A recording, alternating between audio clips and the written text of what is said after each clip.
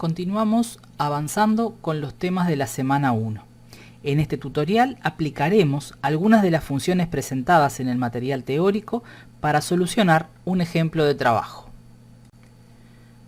Vamos a trabajar con esta lista de salones de un instituto, en la cual iremos resolviendo algunos requerimientos. Para empezar, simplemente vamos a dar una mirada a los datos que tenemos. Tenemos una lista con los diferentes grupos, en qué salón funciona cada grupo, quién es el tutor o adscripto asignado, el cupo que tiene el salón disponible y la cantidad de alumnos que ya están asignados a cada uno de esos grupos. Vamos a empezar por agregar dos columnas que las voy a agregar aquí al costado del grupo. Selecciono las dos columnas que quiero libres, presiono botón derecho y elijo insertar columnas. De esa manera voy a agregar un título aquí que será el nivel y el otro será el turno. Lo que necesitamos resolver en este caso es lo siguiente. En la columna grupo nosotros tenemos indicado el nivel, si es primero, segundo, tercer año, y también el turno. Lo que vamos a necesitar hacer es dividir esa información en dos para generarnos dos columnas independientes, puesto que son dos datos que en algún momento vamos a necesitar manejar de manera independiente. Entonces, de la información que tengo, en el caso del primer grupo, lo que quiero es, por un lado, el nivel, que son los primeros caracteres que están dentro de la celda.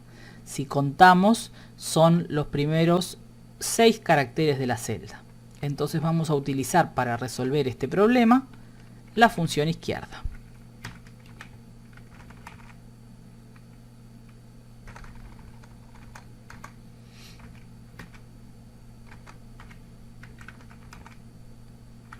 La función izquierda necesita dos argumentos. Por un lado, el texto del cual queremos sacar la información, que en este caso es el que está en la celda A1, y luego, separado con un punto y coma, la cantidad de caracteres que nos interesan. Dijimos que son los primeros 6 caracteres. Entonces eso es lo que vamos a escribir. Presionamos Enter y ahí obtuvimos la información que buscamos. Podemos replicarla al resto de las celdas. Con el turno vamos a hacer algo similar, pensando que en este caso lo que queremos son los últimos caracteres, y entonces la función que vamos a usar es la función derecha.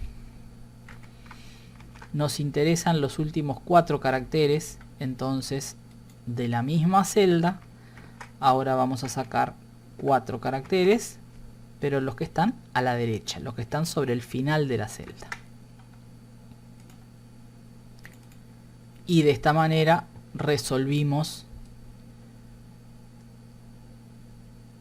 la tarea de una manera bien sencilla. A partir de información que ya teníamos, utilizando funciones que me permiten desagregar textos, generamos nueva información.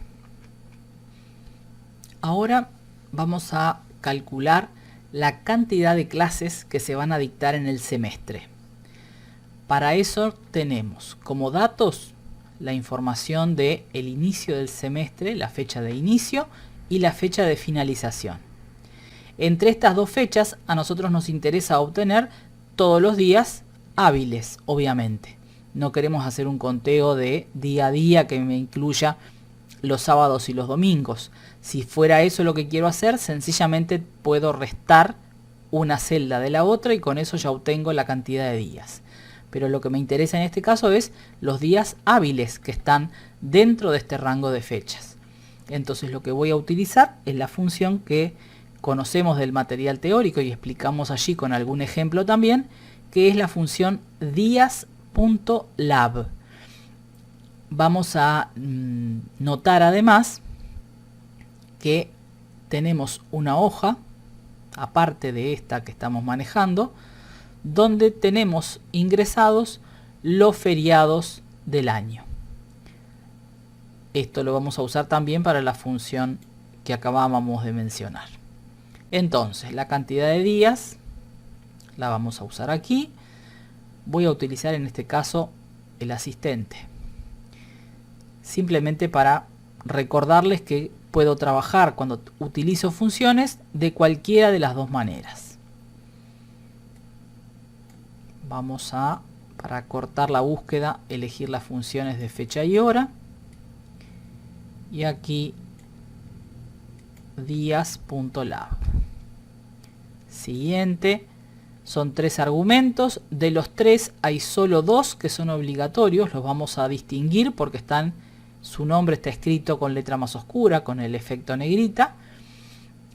Y un tercer argumento que son los días libres, las vacaciones o los feriados, como le queramos llamar, que es un argumento que se puede omitir si fuera necesario. Cuando nosotros omitimos un argumento en una función, uno que sea precisamente opcional, eso significa que Calc asigna un valor por defecto en ese caso. Aquí lo que va a suceder es que si no le indicamos ningún feriado, simplemente la función va a calcular la cantidad de días entre las dos fechas, la inicial y la final, sin tener en cuenta únicamente los sábados y los domingos. Esos 2 días de la semana no los cuenta en el resultado final.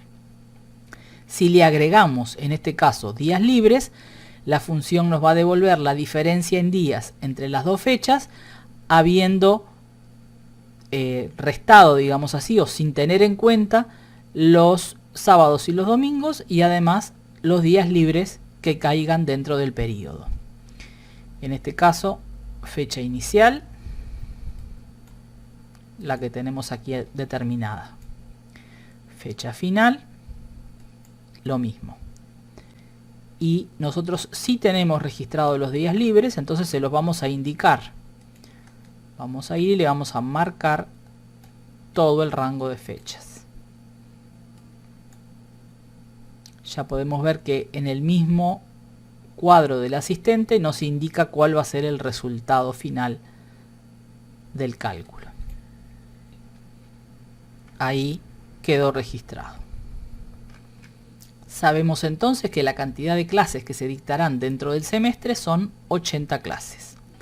Vamos a calcular ahora el promedio de los cupos que tenemos disponibles en cada salón, pero haciendo la salvedad de que queremos un resultado que ya cuando aparezca en la celda no incluya las cifras decimales. Entonces lo que vamos a tener que utilizar es una función anidada que también vamos a utilizar mediante el asistente. La función que permite desechar las cifras decimales es la función truncar. Entonces, llamamos al asistente, buscamos a la función truncar, que es la principal de nuestro cálculo, y aquí el número que yo le voy a pedir que trunque en realidad no es un número concreto ni es una referencia de celda, sino que es el resultado de otra función. Entonces vamos aquí a llamar a esa otra función.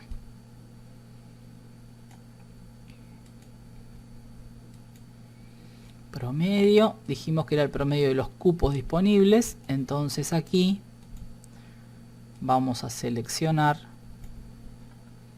todos los cupos. Y ahora simplemente si nos fijamos acá aparece la función ya construida. Cuando aceptamos vamos a ver el resultado final. Bien, ahora vamos a calcular los cupos disponibles. Sabemos cuál es la cantidad total de lugares que hay en cada salón y sabemos cuántos alumnos han sido asignados a cada uno de esos salones. Entonces, en principio, el cálculo de los cupos disponibles sería simplemente una resta. Vamos a hacer una primera versión de esta tarea. Cupos disponibles es una resta de cupo menos alumnos asignados. Ahí, con un doble clic, resolvemos el caso. La particularidad de esta solución es que para un par de situaciones, ¿sí?, en particular, tenemos dos salones en los cuales todavía no se ha hecho asignación, y entonces cuando se plantea la resta, estaríamos restando una celda que tiene un valor numérico con una celda que tiene un texto. Entonces, por eso Calc nos devuelve un mensaje de error. Si nosotros quisiéramos evitar que apareciera este mensaje de error, simplemente porque podemos pensar que afea nuestro trabajo o que no es del todo claro, ¿sí?, que a simple vista uno puede impresionarse porque decimos, bueno, ahí hay un error, y entonces podemos confundir a quien esté leyendo la presentación, a quien esté leyendo nuestra planilla. Podemos buscar una solución, y la solución va a pasar por controlar que si el resultado de la fórmula que estamos aplicando da un error, entonces en la celda, en lugar de aparecer ese mensaje de error, aparezca, por ejemplo, un texto aclaratorio. Entonces vamos a eliminar esta primera solución y vamos a buscar una mejorada, simplemente con esa intención, la de llegar a una solución mejorada. No estaría mal que el trabajo quedara como estaba hasta hace un instante, pero seguramente va a quedar mejor en algunos casos, y cuando yo debo cuidar más la presentación y la claridad de la información que estoy entregando, seguramente esta segunda solución nos va a resultar mucho más apropiada. Entonces, lo que vamos a usar es una función si, y la prueba lógica tiene que ver con determinar si en la resta de los cupos menos los alumnos asignados hay un error.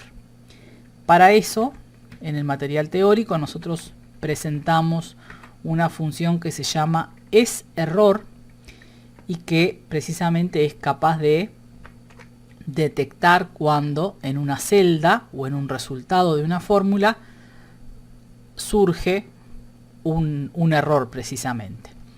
Entonces, la función esError necesita como argumento una dirección de celda o una fórmula para poderla controlar.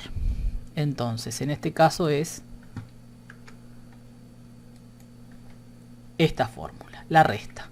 Estamos controlando si hay un error en el resultado de restar la celda F6 menos G6.